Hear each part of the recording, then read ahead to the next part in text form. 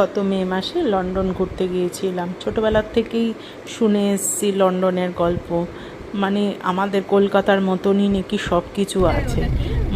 মানে বলতে গেলে মানে সত্যি সত্যি তাই দেখে এলাম। রিক্সাও আছে, ট্রামও আছে, লাল দোতলা বাসও আছে, ফ্ল্যাট, খুব সুন্দর, পরিষ্কার পরিচ্ছন্ন। এই যে একটা রিক্সা পিঙ্ক কালারের, ওই রিক্সার যখন ফটো তুলছি তখন রিক্সাওয়ালা ফটো তোলার পর আমায় বলছে, তুমি আমায় আইসক্রিম খাওয়াও।